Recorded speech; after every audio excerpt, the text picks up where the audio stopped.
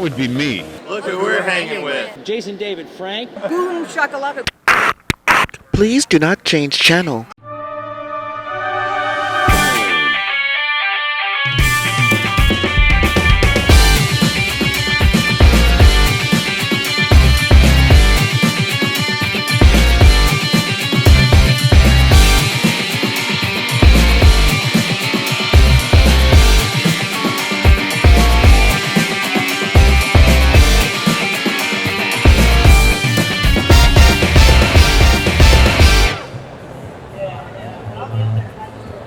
Hello, World Wide Web. Welcome to the Hangin With Web Show. I'm GW Pomichter, and we are so happy that you are logged on and tuned in right now. We'd be happier if you would subscribe, come back over and over again.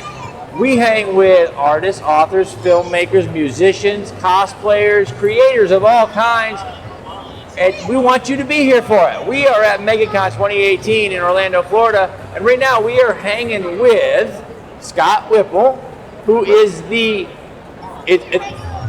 what does he do? He's Batman. Among other things.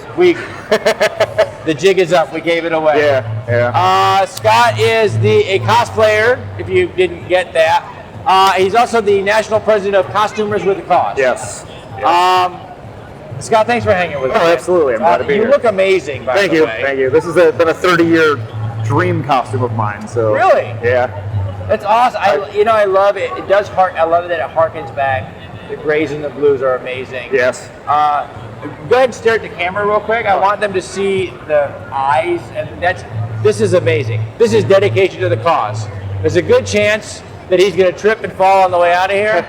But if you see that, I saw Neil Adams, the artist, this morning, and he actually signed my belt on the back, so you'll get to see his signature.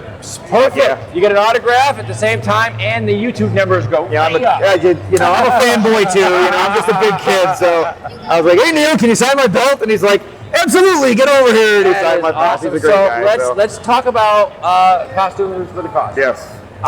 Tell us. First of all, tell us about the organization. What do you guys do? Okay. Well, we've been around for 10 years. We are a 501c3, and really, when we first started out, we were just a group of friends who would go to hospitals and visit kids in hospitals dressed as superheroes. Okay. And then it spread from there. It started in Orlando. I'm actually from Chicago, so I started it up in Chicago, and we were doing it in Orlando and Chicago. Oh, wow. And then I moved down here, and when I moved down here, they were like, well, you were doing such a great job in Chicago, we want you to take over everything.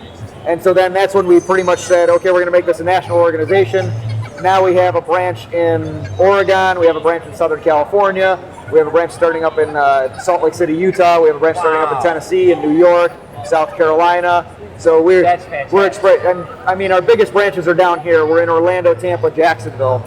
So that's where we're at here right now. But yeah, we started off just visiting kids in hospitals, but then we started doing charity walks, charity events, fundraisers. This whole weekend, we're raising money for Faces with Courage, which is a local Tampa children's cancer charity. Wow. So, and that's what we've been, we switch to a big charity every 3 months. So we've been raising for them for 2 months now. Next month, we're going to switch over to another charity. But yeah. As comic culture has mainstreamed in the last decade, really, and we'll give the credit where it's due. It's the film industry and what they've done with our properties. As comic culture has mainstreamed, have you found that this has become a very good way to help those causes and those organizations? Absolutely. Have you seen an increase in how willing people are to give to these causes through organizations like yours? Absolutely, they sure do. And I mean, like I said, 10 years ago, it was just friends. We were just friends getting together to do it. And See, when you get together and dress like this at the local, in your neighborhood parties, sometimes the neighbors get a little freaked out. Yeah. But if you put a sign on the garage that says you're raising money Yes. to help support a cause, all of a sudden the whole team comes together for it. Yeah, I mean, even in where I live right now, my neighborhood, they know me right now. But when I first moved in, I'm walking outside my door dressed like Captain America, and they're all like, whoa, who is this guy? Should we call the police on this guy? But then they get to know me, they find out what I do, and they're all very supportive of Let's face it, even if you dial 911, what do you say? I think Captain America is breaking in next door. I don't think that's going to work. So how long have you been cosplaying? I mean, cosplay, costuming, I don't know. As far back as I can remember, I mean, I started when I was a kid. I think my very first costume in preschool was the 66 Batman for the TV show. So, I mean, you know, I love it, and I've always done it, and I just enjoy doing it, and just continue, you know. And that's another thing with the culture is, you know, when I was doing it 10 years ago, it's like, okay, what can I do this? There was really no resources or anything to go. You kind of had to figure it out on your own. Now there's so many resources. You can make incredible costumes. If you see some of these costumes walking around, they're amazing. This place is amazing. It really is. Yeah, I mean, and 10 years ago, it was a lot of stuff that people are just throwing together. You know, what can I do? Can I do this? Can I do that? And now it's... Do you make your stuff? I do, mostly. I mean, the cowl was made for me. Okay. The chest symbol was made by Batboy Customs online. Okay. And then the gloves, I made the gauntlets out of foam. I'm actually going to cover them with the cape material. I made this costume for Dragon Con, and this is just a test run. I was like, I'm going to test run it at MegaCon, see how it goes. I didn't even know Neil Adams was here, so I kind of geeked out when I found out he was here. He's test running his Neil Adams Batman costume where Neil Adams is hanging out, and he's doing it in front of 150,000 of his closest friends. Yeah. This is how you test the costume. Yeah, I tested out to see how it'll hold up because I'm part of it works because he's got the autograph. Yes, I got the autograph. Yeah, absolutely. If you do a really bad cosplay, the writer looks at you and goes, "Oh, I'm not signing that." You got everything wrong. Absolutely, but he loved it. I'm still upgrading it. Like I said, it's a really kind of cool. The gauntlets are just foam right now, but they're going to be covered with the cape material, so you're not going to see the Velcro on them or anything. So. That's amazing, man. Yeah. That really is. What is the toughest costume that you've ever done? Oh, really? Want to get into that? My first convention costume was Apocalypse from the X-Men. So that was my very first costume I ever did for a convention. So like you just went all in? Yeah, I went all out. I was giant. I was a huge costume. My next convention costume after that was Mojo from the X-Men. I don't know if you know who Mojo is, but he's from Mojo World. He's this really big, fat, blobby guy, guys, with spider legs. I'm looking here. He's not that much bigger than me. Yeah. You have like stilts or something? For Apocalypse, I had oversized feet that made me taller. Oh, wow. For Mojo, I didn't really, I walked around, but I had the giant spider body with the legs and the tail that came up. And a couple years after that, I did a MODOK costume from the Avengers, and that was... How did you do the eyes? 9 foot tall. For this? Yeah, how'd you do the eyes? My eyes for this, they're just white nylons. White nylons. White nylons. I stretched them over the eyes so I can still see. And yeah. Now, you see, if you're our age... Yeah. Then you know Weird Science is where we got the idea. All right, I tell everybody I'm eternally 28, so amen, don't brother. break that secret. Don't break that secret. All right, there you go. Not counting this particular Batman, what is the best moment that you've had at a convention to date? With you personally or with the organization? If you know. Well, the best moment at a convention for me would be several years ago. Some friends of mine and I had got together, did the original X-Men group, but we were in X Factor costumes, and Stan Lee saw us, and he came out of his autograph signing, he stopped it, and came out and got a picture with us. And that is how you know you're doing something right. Wow, that's fantastic. How's costumes with the cost doing over here? Oh, we're doing great.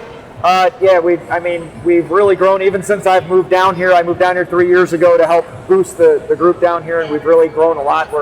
We did. Now, what kind of stuff do you guys do for fundraising? Is it donations? Are there print sales? What kind of stuff are you guys doing? It's mostly just donations, but we do have a few artists that do make prints for us, and they donate the prints to us.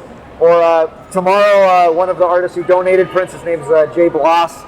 He said he'd be coming to our booth tomorrow to actually sign and sketch artwork for people for a donation at the booth. So that is fantastic, man.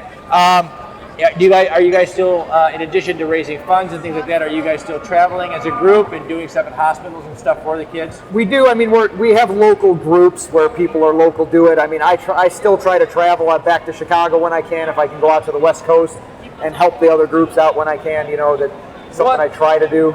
How are the kids reacting when you The kids love it. I mean, it depends on the child. You know, some kids are scared to death of Batman, but I'm hoping with this one, because no one's really done this version. It's always the black, this dark. is one of the very colorful versions. Right. Okay? So maybe, and even today, kids are coming right up to me and high-fiving me, and they're really cool with this version of Batman because it's not as menacing, really. Yeah.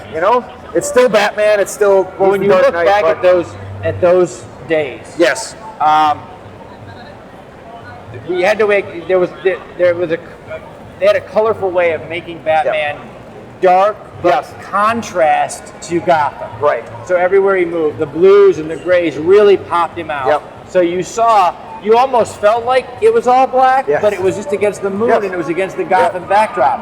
And so when you get more into the more realism, where they really the shadows With are dark and heavy in the movies. The cinema really drove the realism of the characters home. It really did. And when you do that, I think some of the stuff that was really attractive to kids gets a little blended into the background because the kids like the bright colors. Yes, the yellow and the blue, that's just amazing stuff. I think that's one of the things that made Adam West so popular was it was campy. Right. It was, we loved it as kids. Yeah, I know, I loved it. Yeah. I mean, and we tried to introduce our little guy to it, just to say, this is what Batman was before you got to see it all.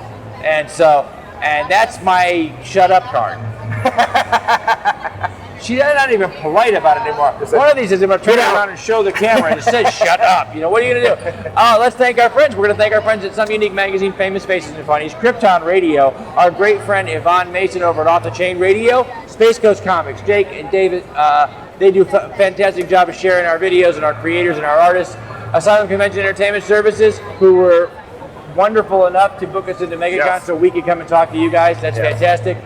We want to thank MegaCon and Fan Expo for bringing in Costumers with a Cause, for bringing in the Hangin' With Web Show, and this is the best neighborhood in town right here. It's amazing. So remember, everybody, keep tuning in, keep logging on, see who we're hanging with next. Thank you so much, man. High five. High five.